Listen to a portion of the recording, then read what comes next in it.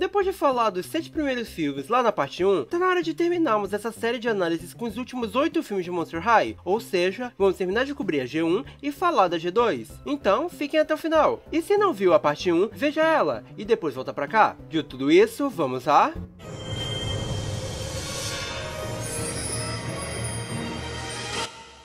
Se sentindo excluída, Howlin tenta chamar a atenção das pessoas colocando um grande letreiro com seu nome na escola, que acaba explodindo, a fazendo ficar de castigo junto das monstrinhas, que estavam tentando impedir, mas por alguma razão ficaram de castigo também, enfim. Porém, enquanto estava no castigo, ela acaba encontrando uma lâmpada mágica, que continha a Gigi, uma gênia que podia conceder 13 desejos, e o que inicialmente era uma garota usando seus desejos para ajudar as pessoas, se torna lentamente alguém egoísta por causa de Wisp, a sombra de Gigi, que quer manipular Howlin para que possa sair finalmente da sombra da Gigi, ganhando poder ilimitado e conquistando todo mundo. E agora as monstrinhas têm que se juntar para conseguir impedi-la. Nesse filme meio que inicia uma nova fase. Não é uma mudança tão enorme, mas ela existe. Agora eles começaram a ter aberturas diferentes nos filmes, uma música nova chamada We Are Monster High. E ainda bem que fizeram isso, porque a música antiga já estava ficando chata. Além disso, esse filme específico tenta adotar uma pegada mais cinematográfica. Tem até um prólogo no início. E, inclusive, é o melhor começo desses filmes. Não só já te bota na ação, como tem uma direção boa, que mostra como aquilo tudo é importante. Tem impacto, sabe? Além de mixar bem depois com a nova abertura, nesse ar de que coisas novas estão vindo, é muito legal. E eu acho que a forma que escreveram a Gênesis aqui é bem interessante. A ideia de que a Gigi sabe que tem algo ruim ocorrendo, mas não podendo ajudar diretamente porque a última vez que quebrou as regras a situação ficou meio feia, é uma boa forma de limitar ela em trama, já que ela é poderosa demais e tal. E principalmente, a Wisp é o mais perto de uma boa vilã que a gente vai ter nesse filme, com a manipulação dela sendo convincente não só por se aproveitar de vulnerabilidades previamente estabelecidas na Howlin, no caso todo o desejo dela não ser deixado de lado e tal, como por uma questão mágica. Quanto mais ela cede, mais ela é tomada e mais fácil fica de manipulá-la, com ela desbotando conforme mais tomada ela fica. É bem competente e funcional no roteiro, embora eu ache que perderam muito a chance de desenvolver mais o antes dela se tornar mal, porque o final dá a entender que no fim, ela só se sentia deixada de lado e nisso o ódio desenvolveu um sentimento de que ela tinha que ser mais que a Gigi para superar isso. Eles nunca tratam isso mais profundamente, porém, embora eles tenham tempo pra isso. Sem falar que perderam a oportunidade de fazer esse paralelo com a Howlin, que quer ser tão popular quanto a irmã, com a Wisp, querendo ser uma gênia tão importante quanto a irmã. É muito legal a ideia de introdução das duas. A ideia de que a Gigi se sentiu sozinha na lâmpada, algo também estabelecido antes no filme, e a sua sombra ganhou vida pra fazê-la companhia. Mas, como uma sombra, literalmente se tornou o seu reverso. Sem falar que eu fiquei muito surpreso com a citação dos irmãos Green, os mesmos de Ever After High. Eu não sabia que tinha outra referência direta da conexão dos dois além da Cupido.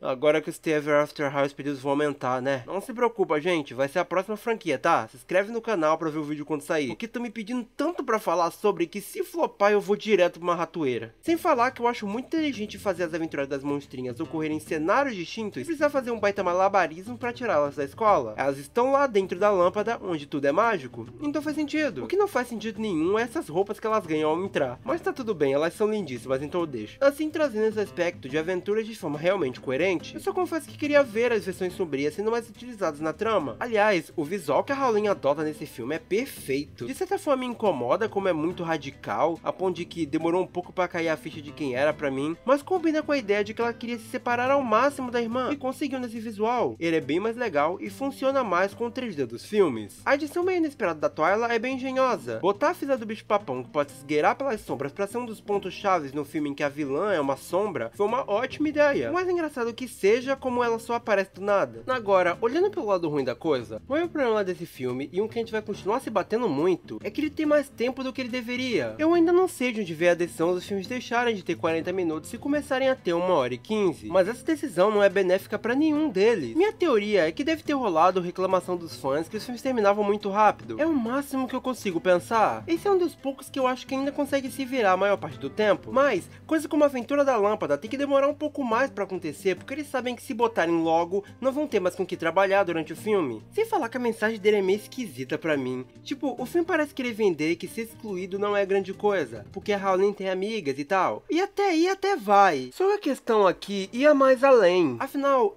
ela sofria bullying. E sinceramente, as monstrinhas não são amigas dela, são mais pra colegas que às vezes falam com a irmã de uma amiga. O problema de bullying literalmente não é resolvido, tanto que volta no próximo filme, só que com outro alvo. E ela continua não tendo amigos. Tratam o problema dela como se fosse bobo, mas não é. Viver na sombra de alguém é péssimo. Isso vai pros desejos também. Você esperaria que quando a Howlin tá fazendo boas ações, o filme vai refletir que era legal, pra ter o contraste quando os desejos forem ruins. Mas não tem. A diferença dos de boa intenção pros de má intenção é só o tom, porque no fim todos eles resultam em coisas ruins. O que te faz pensar que o problema tá na Gigi ser uma incompetente mesmo da irmã malvada dela. Tipo, no filme tem essa subtrama tenebrosa, igual tudo que envolve a Laguna e o Gil, que começa com ela se sentindo triste pelos pais do Gil não aceitarem ela e tal. Até aí ok. Aí a Howlin pede pra que os pais do Gil aceitem ela, e aí o que ela faz é mudar a espécie da Laguna. Tipo, ela não podia só apagar a rixa dos dois, tinha mesmo que mudar a etnia da Laguna? Eu não vou me aprofundar no porquê isso é esquisito, mas imagine que na verdade a Laguna fosse negra e o desejo tornasse ela branca. Tá sentindo a questão? Sem falar que eu acho engraçado que o filme termina sem resolver essa questão deles.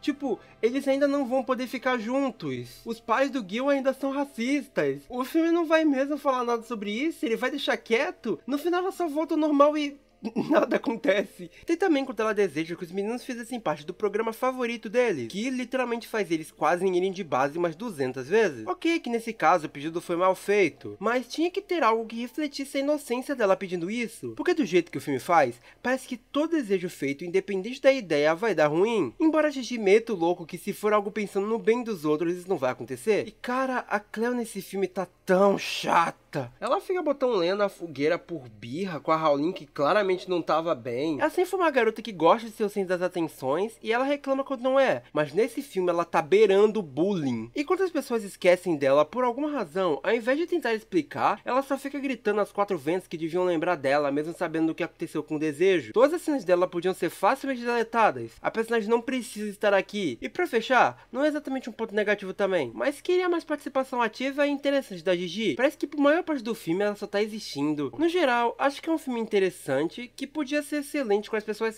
trabalhando nele, mas ainda é legal. Tipo, botando ele em comparação aos outros é um bom filme, mas ele por si só é bem mediano. Só que eu entendo porque muita gente gosta tanto dele. Acho que só não clicou tanto comigo.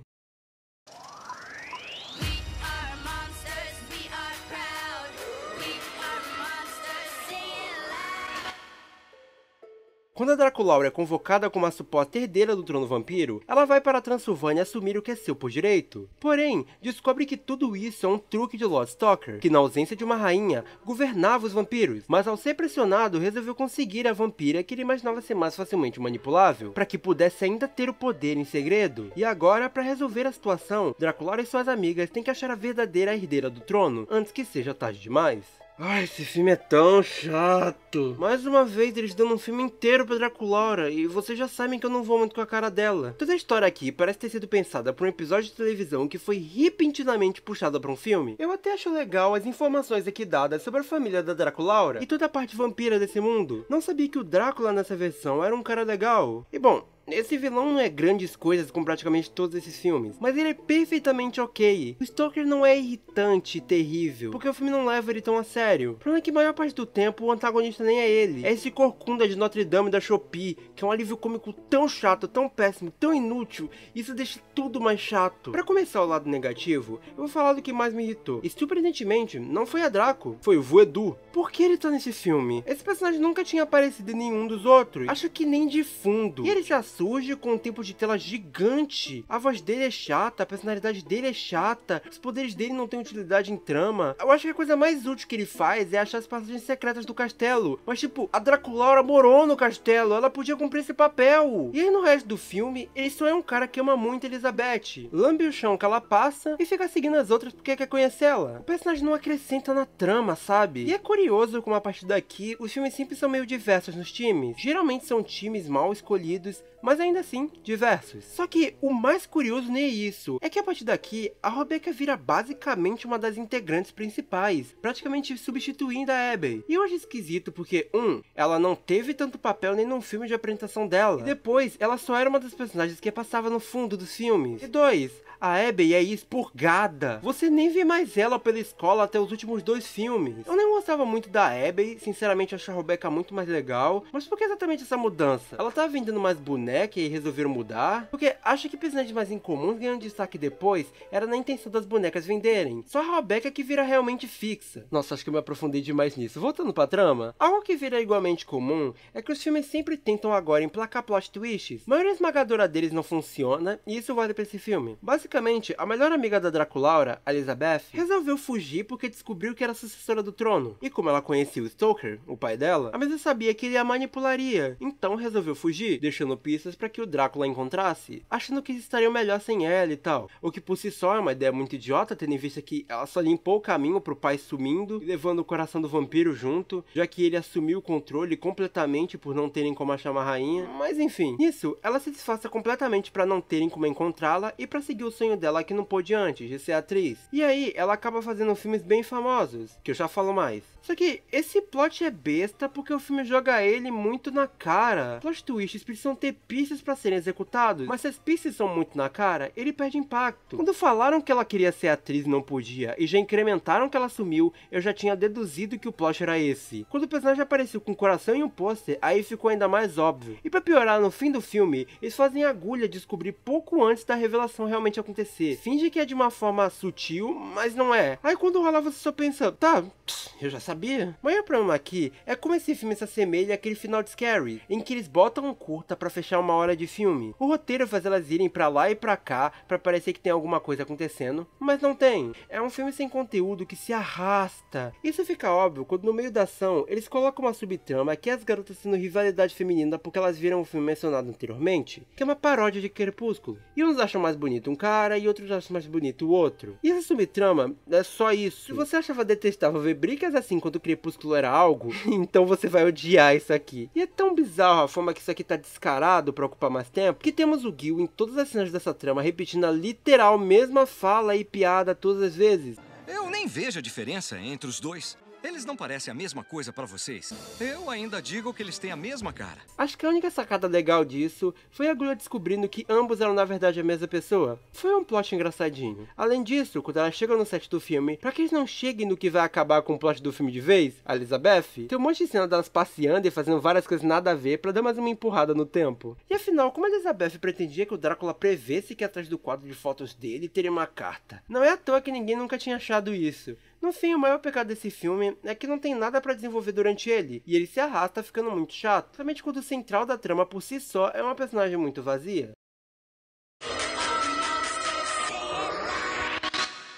Frank nunca soube muito da sua família, e por isso anda tendo problemas de identidade. E para ajudar, Rebecca sugere que ambas vão até o laboratório do seu pai em busca de informações sobre seu passado, mas acidentalmente elas acabam viajando no tempo, e após tentarem usar a máquina mais uma vez para voltar, elas acabam repentinamente se fundindo. E agora elas terão que aprender a viver com seus novos corpos, até que Gullia consiga uma forma de reverter isso, enquanto Frank descobre mais sobre si e sobre os híbridos, novos monstros que entraram na escola. Eu acho o início desse filme muito interessante, porque apresenta elementos que te causam curiosidade. O grupo escolhido para esse filme é bom, tirando a Dina Fire, que eu não faço ideia do que tá fazendo aqui, mas tudo bem. E a introdução dos híbridos não só é interessante, como faz sentido. Botar esse conceito no filme justamente de fusões não só é genial para criar mais boneco, como para uma trama mais coerente, onde eles entram na pele desses monstros reprimidos. E aí, com a ajuda deles, aprender a controlar as particularidades de ambos os corpos, de forma que eu acho que é competente dentro do filme. Sem contar que a trama não precisa de nenhum tipo de coincidência bizarra para ele poder chegar de A a Z. As coisas são colocadas ali para que no final possam ser utilizadas, sendo boas coisas ou não. A ideia de voltar ao passado parece jogada, mas realmente tem um porquê. Sem falar que usar a Rebecca e a Frank para construir a trama e brincar com toda a ideia do que torna uma pessoa realmente viva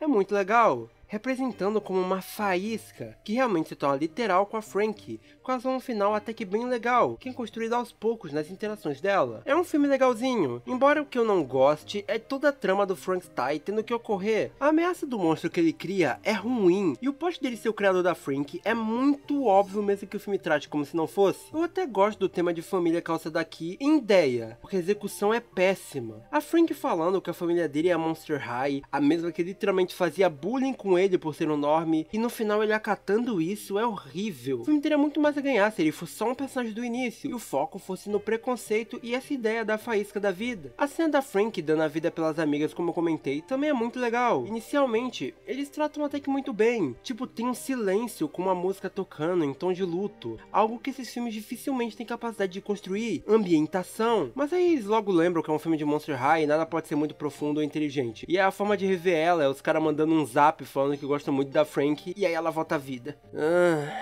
Só falando brevemente dos híbridos, são personagens legais e também muito bem colocados. Eles vêm do nada, porém com contexto, e voltam a aparecer depois sem passar essa ideia que só estavam ali porque o plot precisava. Embora o relacionamento da Frank suma depois daqui, acho que ele se segura até que bem com o tempo que ele tem. É um dos que menos parece arrastado. Tipo, ele tem conteúdo pra 1 hora, embora eu não ache que seja um conteúdo tão bom assim. Só de não ter subtramas colocadas de última hora já é um filme muito mais palpável, e até que usa bem a maioria desses conceitos. Talvez seja legal pra você ver num dia tranquilo e isolado dos outros filmes, principalmente se você tem algo em comum com a Frank nesse sentido de não saber muito sobre a sua família e encontrar conforto entre as suas amigas. A personagem dela nesse filme como um todo tá bem legal, e sendo muito mais interessante do que não era em tempos. Podia ser um filme melhor, mas é um filme legal. Só lembrando, por favor, pra você dar like, se inscrever e apertar o botão de hype caso disponível, pois isso ajuda muito o canal a continuar e me ajuda a fazer mais desses vídeos. Valeu!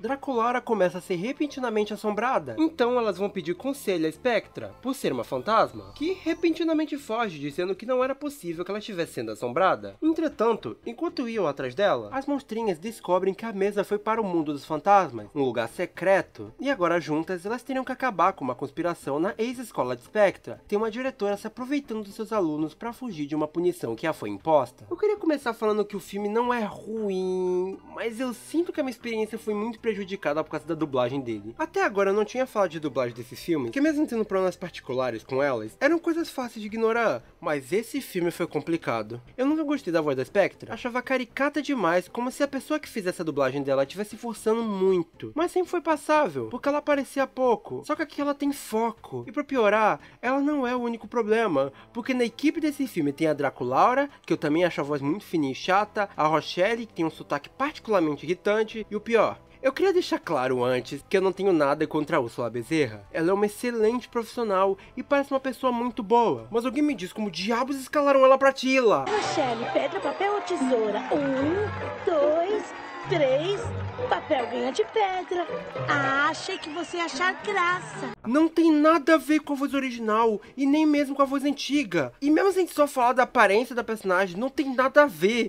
Essa escalação é quase diabólica de tão aleatória. E aí eu tive esse combo de voz irritante e eu sentia que cada momento eu perdia mais os meus ouvidos e a minha sanidade. Mas em trama, eu acho que é um filme interessante até a reta final. Dá mais foco a uma espécie que nunca foi trabalhada e inteligente. Embora o world building de Monster High seja horrível, a regra de como os poderes fantasmagóricos funcionam nunca fica muito estabelecida, mas tudo bem. Tem algo muito legal também em como as coisas vão evoluindo durante a trama. Começa sendo simplesmente uma missão de buscar informações, logo se torna resgatar a Spectra, e quando você vê, eles estão indo resgatar ambas as escolas de um mega ataque. O que me quebra é que depois o filme se derruba. A Revenant é potencial para ser uma vilã legal, mas tudo que envolve ela parece um furo de roteiro. Ela foi presa pela autoridade fantasma por assombrar as pessoas ou coisa assim, e por conta disso cria a escola para distribuir as correntes que aprendiam. E daí vem umas perguntas. Primeiro, de onde ela tirou a chave que permitia que ela passasse as correntes? Quem aprendeu deu pra ela? Por quê? Segundo, por que ela sendo tão malvada quanto é, a ponto de dar detenção aos alunos por coisas bobas e justificar dar mais correntes a eles, simplesmente não esperou alguém chegar, deu todas as correntes de uma vez e foi embora? Eles nunca dizem ter um limite. Você podia justificar que é pra passar despercebido, mas no final, quando ela é libertada, ela pretendia voltar a fazer o que já fazia? Então, ela acabaria chamando atenção e sendo presa mais uma vez, independente de qualquer coisa. Se não posso ter novos alunos para colocar na detenção, simplesmente vou passar todas as correntes para você.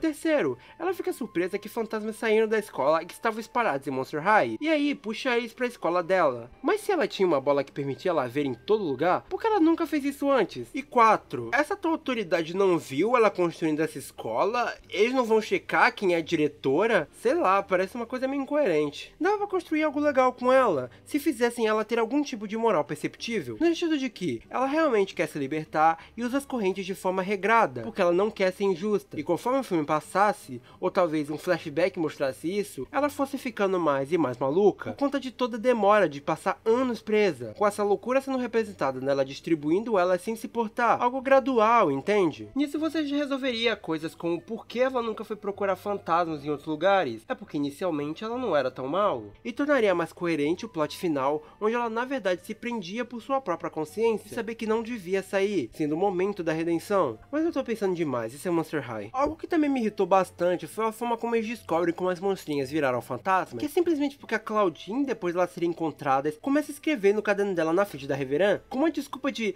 ai, quando sairmos daqui a Spectre vai falar muito mal de você no Twitter, sabendo que a Revenant podia pegar o livro facilmente, e ela obviamente pega, e coincidentemente, ela tinha escrito sobre as poções do bicho papão. Tipo, no início eu pensei que isso era algum tipo de plano que ia ser revelado depois, mas não era. Eu estava se saindo tão bem conseguindo chegar nessas conclusões sem uma coincidência forçada, mas cá estamos de novo. Tem outras coisinhas menores também, tipo as monstrinhas ganharem roupas novas virando fantasmas, só que os outros ficarem a mesma coisa, só que transparente. É óbvio o motivo, e as roupas são muito bonitas, mas não deixa de ser engraçado o quão descarado eles são. E também tem um lance deles apresentarem fantasmas que nunca tinham surgido antes, porque o filme precisava deles pra trama. Que nem é um furo exatamente, só é preguiçoso. E falando em preguiçoso, o tanto de modelo reaproveitado nesses fantasmas é complicado. É um filme que tem até uma ideia legal, com uma execução muito fraca. Ele faz o básico e se contenta com isso. E tem uns plot twists previsíveis aqui também. Inclusive eu fiquei muito surpreso com a Operetta ser um fantasma. Tipo, ok, não tinha parado pra pensar no lance da filha da fantasma da ópera e tal, mas ela claramente não tem o design de um fantasma.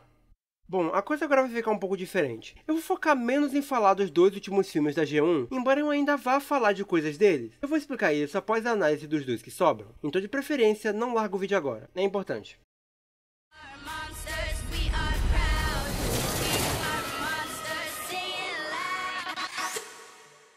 Quando Cleo é chamada para uma viagem até Bull York pelo seu pai, para comemorar um cometa mágico que não passava tempo pela Terra, ela leva suas amigas juntos para poder comemorar junto dela. Mas ela mal sabe que isso na verdade é um plano do faraó e de Néfera para tentar juntar as famílias de Nilo e Ptolomê, e assim eles assumirem controle de toda Bull York. E agora as monstrinhas terão que impedir que isso aconteça. Assim, o filme musical que não tem nenhuma música memorável. Sem falar que a dublagem cometeu um erro bizarro na voz de Draculaura, em que o pitch dela tá todo errado e parece que ela engoliu o gás hélio. Oi, eu sou a Draculaura. Luna Mottels. E essa é a minha turma de Monster High. A trama principal é uma coisa meio Romeu e Julieta, só que feito com nenhuma inspiração. Os clipes musicais que acompanham as cenas são muito preguiçosos. Toda a trama funciona com base em conveniências de roteiro, tipo a Cleo e o Dulce já tinham tido seu arco fechado lá em Festa de Arrepiar, onde uma das tramas era justamente o faraó não gostar dele, aí trouxeram isso pra cá de novo, onde a Néfera mal tem que se esforçar pra separar eles. O Dulce cair na dela até vai, mas o filme força a Cleo cair na manipulação da irmã que ela detesta de forma muito fácil. Tem uma descaracterização da Cleo muito grande aqui, no sentido de que a Néfera diz que ela deveria ficar com Seth porque todo mundo torcia por isso, então ela aceita, porque tem que dar ao povo o que ele quer. Mas tipo, não? A Cleo é a pessoa que quer mandar, não ceder aos outros. Se alguém acha que ela devia ficar com o que ela não ama, ela só ia cagar pra isso, porque ela não precisa satisfazer os outros pra continuar na visão dela, perfeita. Mas ela não é nem o maior problema aqui. Lembra que eu comentei na primeira aparição do faraó, como ele era um personagem ameaçador, que era melhor que os vilões de fato? Então, ele perdeu toda aquela aura ameaçadora. O tom de sempre tá no escuro, ser levado a sério, agora que ele é vilão. Ele tem agora que ser muito caricato. Se falar que ele tá mais burro e perdeu toda a imponência. E a Néfera também não ajuda, porque ela só é uma daquelas vilãs patricinhas básicas, sem nada demais pra complementar. Um dos problemas de Monster High é que parece que tinha algum tipo de exigência pra que todos os adultos fossem burros e caricatos. Então eu penso, por que tem tantos vilões adultos se eles não podiam trabalhar eles de forma legal? Os caras destruíram o mais próximo que chegaram do que podia ser um bom vilão. Isso é absurdo demais. É um filme muito, muito bobo. E é isso que eu tenho a dizer. É até meio decepcionante, eu sei. Ah, e tem uma referência a Ever After High, porque claro que isso salvaria esse filme.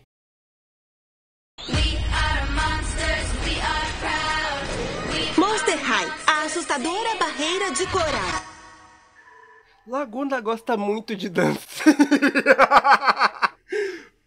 Claro que ela gosta. Laguna gosta muito de dançar, mas trava se for vista por alguém por conta de um trauma passado. Então ela é trazida à força para a água, onde para voltar à sua vida normal, ela deve superar esse medo e florescer como uma nova pessoa. E agora, junto de suas amigas, ela tem que descobrir como fazer isso.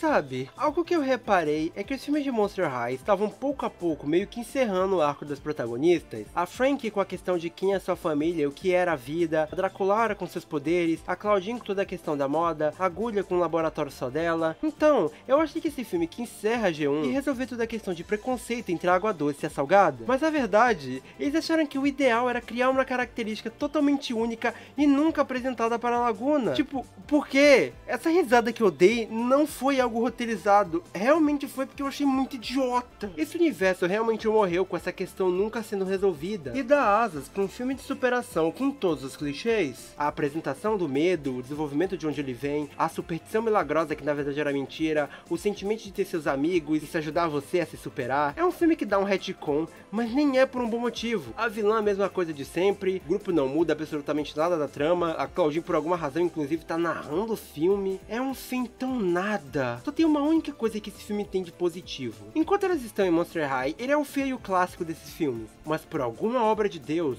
o filme fica bonito embaixo d'água. Talvez bonito seja meio forçado, e também não é o tempo todo, logo elas vão pra uns cenários bem paia, mas genuinamente fica um visual bem chamativo e atraente, o que foi um primor depois de tanto filme sem graça visualmente. E ainda teve uma animação 2D feita à mão no flashback.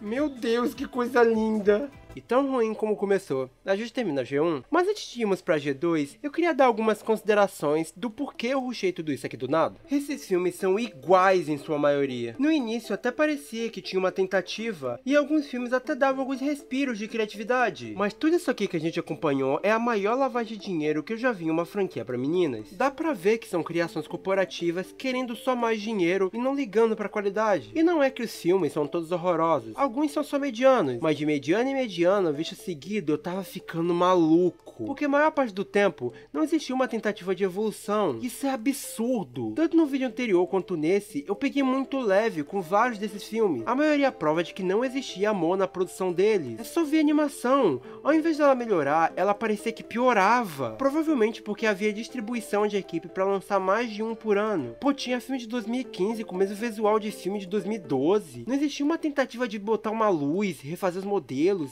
deixar a escola com um visual mais atraente. Isso é absurdo. O último filme até deu um respiro nessa questão, mas foi literalmente no fim do universo. A verdade mesmo é que vendo esses filmes, dá pra sentir que Monster High foi feito pra curtas. Os personagens foram escritos e pensados de forma que você não os veja por muito tempo. É por isso que a Draculaura, por exemplo, é uma personagem legal vista há pouco, mas esses filmes ela é um poço de nada. Por isso a protagonista no geral é tão vazia. Isso só piorou quando do nada eles resolveram fazer com que os filmes que mal tinham conteúdo pra meia hora, iam ter uma hora sempre. É tudo tão arrastado. Uma experiência muito pior do que ver os filmes de Equestria Girls. Acho que o máximo que vale a pena você ver é Pesadelos de Monster High e 3 Desejos. E nem eles são a coisa mais incrível do mundo. Bem-vindos a Monster High!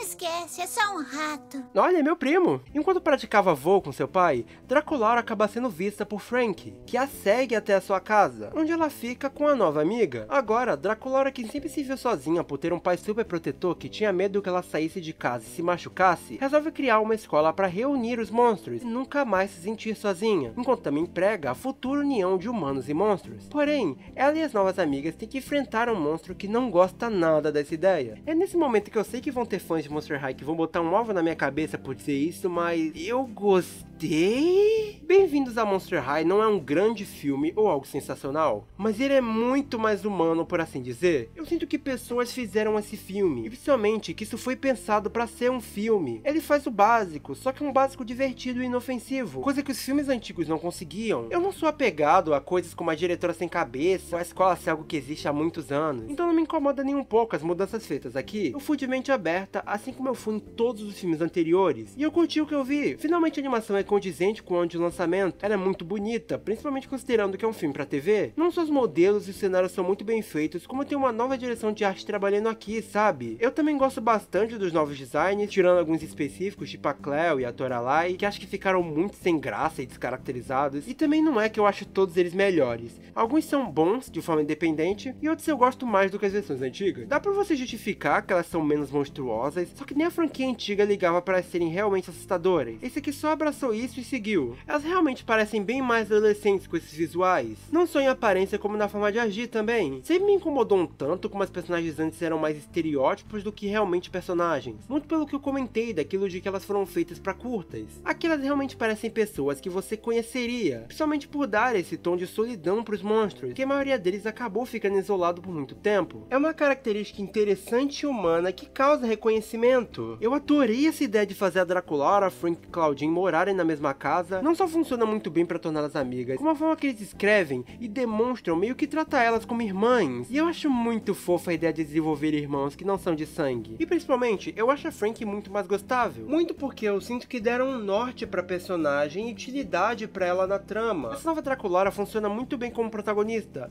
muito mais do que ela. E meio que realocando esses papéis e mexendo nas personagens, ficou tudo muito mais palatável. E ainda, a Monster High ser uma coisa mais familiar, uma casa isolada da Drake que ganha vida com o propósito de unir as espécies e logo realmente funciona desse modo, é muito legal. Eu gostava da ideia antiga também, mas essa funciona com o propósito do novo mundo. E é principalmente bom como todo mundo é realmente agradecido por essa oportunidade que ela deu. E aí tem um respeito pelas monstrinhas e pela Draculaura, sabe? Sem falar que a forma que ele estabelece as regras desse mundo é tipo 1 trilhão de vezes superior. O filme já surge estabelecendo como é a relação dos nomes e monstros, coisa que sempre foi solta antes, dita rapidamente as habilidades de cada monstro, o que podem ou não fazer. Principalmente eu gostei muito que eles abandonaram aquela ideia idiota da Draculaura precisar ter um grande feito para usar os poderes de vampiro. Dá pra você justificar que ela só ter os poderes é muito mais genérico, mas nem sempre uma ideia ser mais original significa que ela é melhor. E principalmente, a gente realmente tem uma vilã que é uma vilã, mesmo que ela não seja a melhor vilã. A Mônica funciona porque o filme se mantém no seu tom de origem e não quer pegar pesado demais com uma grande ameaça. Ela é simples, alguém que não quer a união dos monstros e humanos, simplesmente porque está acostumada a comandar e quer continuar fazendo isso. Seu visual principalmente interessante porque dependendo do jogo de luzes, algo que inclusive finalmente temos nessa animação, ela se torna mais ameaçadora, além de que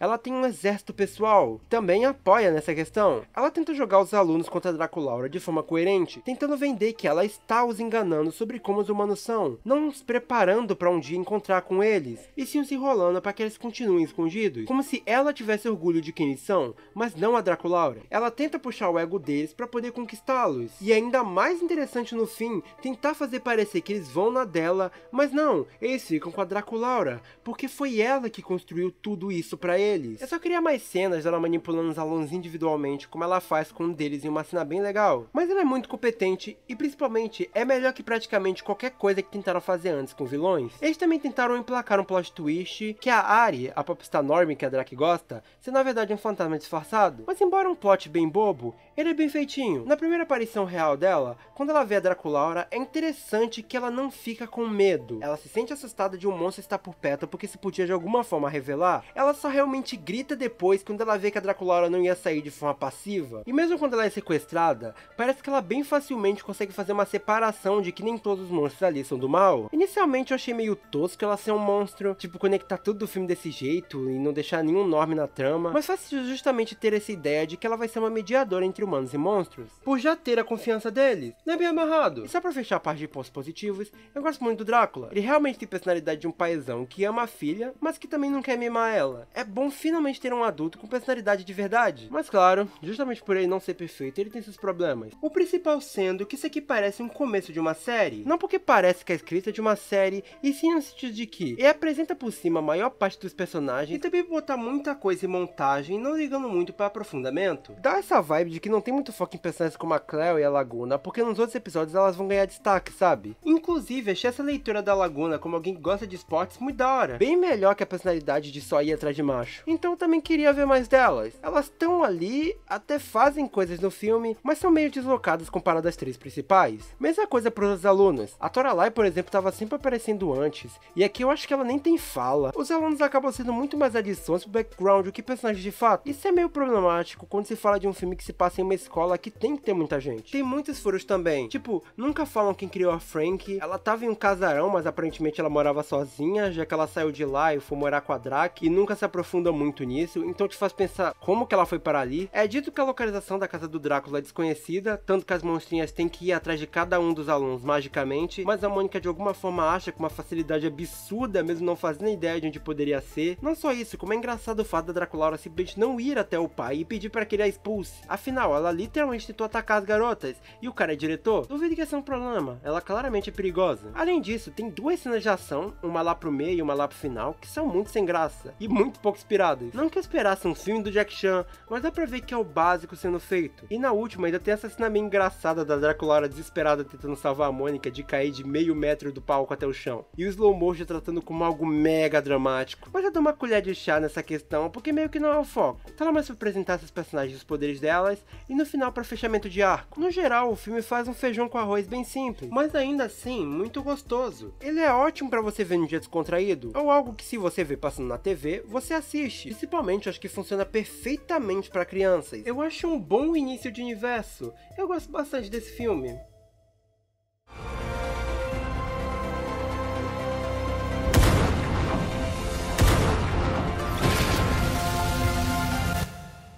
As monstrinhas têm a ideia de abrir uma loja de roupas criadas por Claudine para os normies, de forma que elas finjam estar só vestidas de monstro, para poder realizar o sonho da amiga que sempre quis ser estilista. Porém, Mônica usa o projeto de ciência de Frank para tentar acabar com toda a energia dos normies, os deixando na completa escuridão para que possa assim dominá-los como sempre quis. Então, sabe os elogios que eu dei antes? Esquece!